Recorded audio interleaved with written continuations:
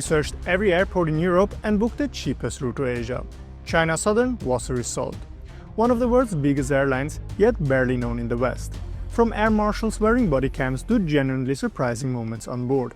This flight had it all. But as China Southern is rapidly expanding into Europe, this might just become the new way to reach Asia. With more airspace closing, demand rising and the route as long as ever, flying to the Far East is starting to feel like a luxury. So are there still cheap ways to fly without selling an organ? That's exactly what I wanted to find out.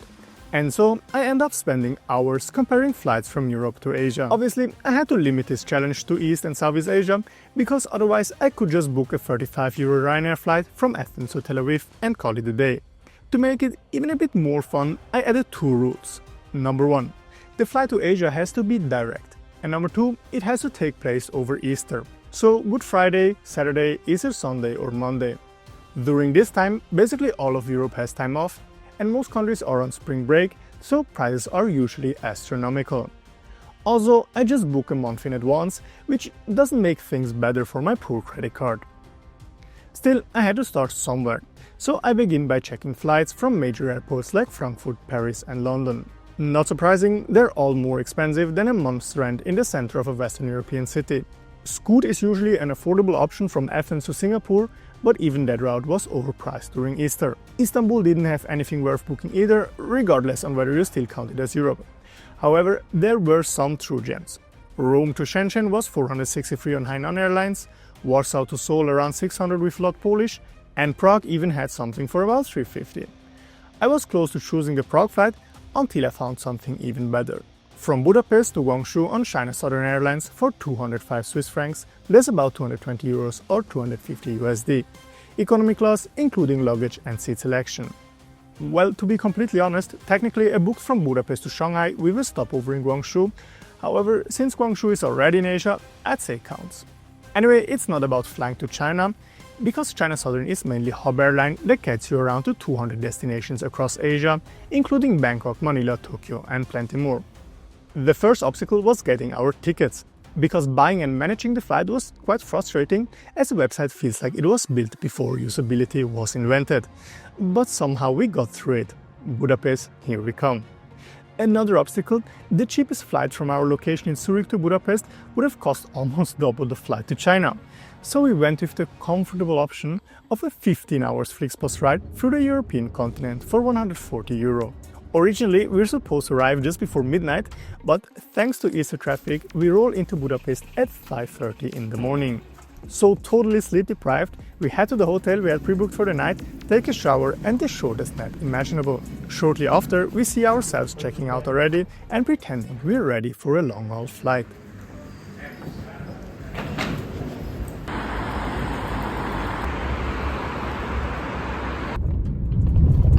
From the city center of Budapest, it's about 20 kilometers to the international airport serving the Hungarian capital. With around 17 million passengers a year, Budapest International is the largest airport in the country, and it's growing. Over the past decade, passenger numbers have doubled, mostly thanks to its function as a primary hub for Wizz Air and major base for Ryanair. But it's not just about low-cost flights, because more and more overseas airlines have started showing up here too, including China Southern, which added Budapest to its network in January 2024. Even though Budapest isn't a major European hub, it now connects to a surprising number of Chinese cities served by several different Chinese carriers. That's no coincidence, as Hungary and China follow a close trade relationship, and Hungary positions itself as one of China's key allies in Europe. In return, Budapest offers Chinese airlines generous flight rights and low airport fees.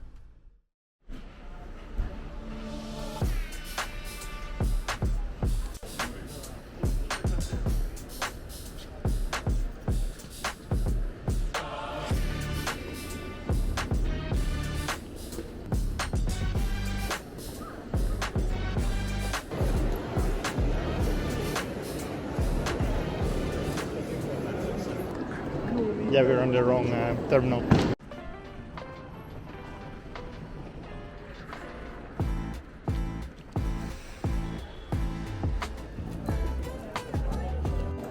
Any luggage to check in? Yes, we have 2 bags.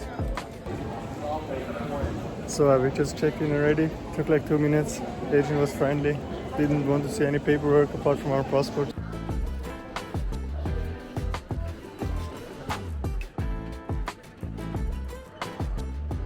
We decide to wait a bit in front of the closed passport control before checking out the impressive culinary variety in the Priority Pass lounge. There is, however, a futuristic pancake robot, which I use for the sole purpose of showing my inner child how this marvel of engineering works. Next to the lounge, I discover a visitor terrace, which is basically an outdoor smoking area with a view. So with nothing much to do until boarding, I mostly just watch planes and quietly wonder if I might be mentally unstable for booking a route this complicated. I lost my wife somewhere.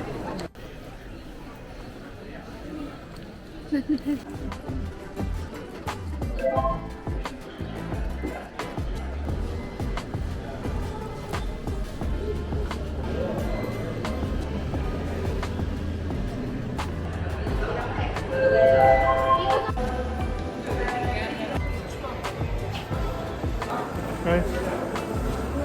I don't need the next one. Okay.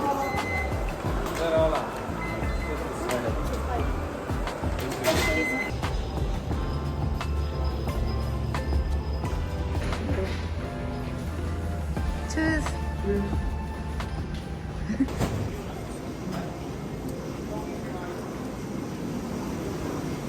Bye. Please keep going to the right. Yeah, thank you.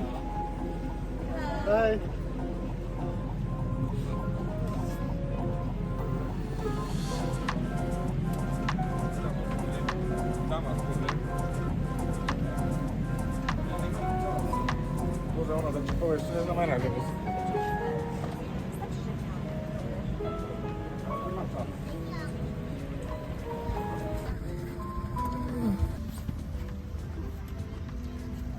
Welcome on board this 6-year-old 7879 Dreamliner delivered to China Southern Airlines in 2019. The plane has 28 business class seats in a 1-to-1 layout, 21 in premium economy with 232 and 220 in economy in the usual 333 setup.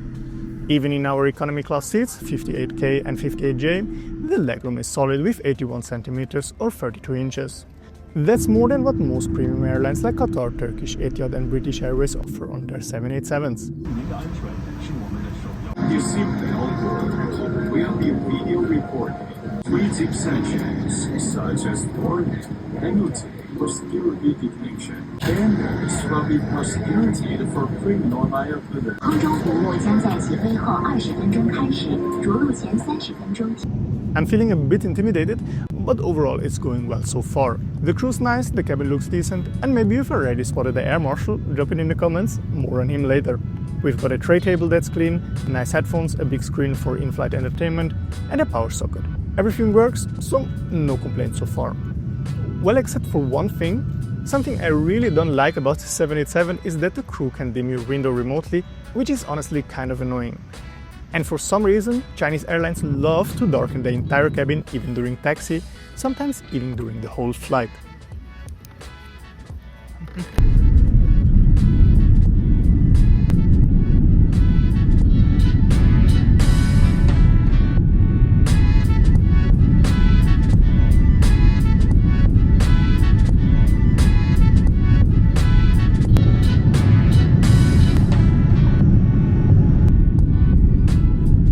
After takeoff, we get a beautiful view of Buda and Pest, the two parts of the Hungarian capital separated by the Danube. A city definitely worth visiting more than Paris, by the way.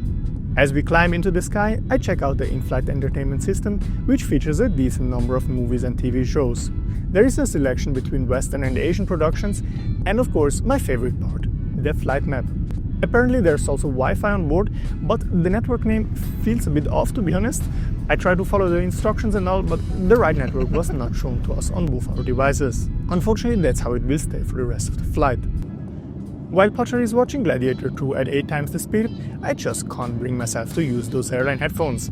Some muscle reflex from my old call center days kicks in, and before I accidentally start selling credit default swaps mid-flight, I decide to overstimulate my brain with enjoying Voyager 3D and some weird Netflix series I previously downloaded on my iPad. Now, enjoying anything is usually tied to drinking something. Alcohol being my chosen path to joy, and frankly the only thing that makes most activities bearable. Luckily, China Southern offers a decent variety of both alcoholic and non-alcoholic drinks at no extra charge. Nevertheless, in the end I go for the most filling option available, a cup of still water. You see, my body is a temple and I just can't live like those kids anymore, drinking like every day is a Friday, and after all, today is Monday, I think. The cabin is forcefully dimmed, probably an attempt to fight jet lag, and shortly after, dinner is being served. Like on most carriers from the Far East, there's really not much to complain about when it comes to catering. While the choice between chicken and beef isn't exactly groundbreaking, the presentation is solid. We also do get a few extras in the form of a fitness salad for toddlers, some fruit, juice, and of course the main dish, on which I managed to burn my fingers not once but twice.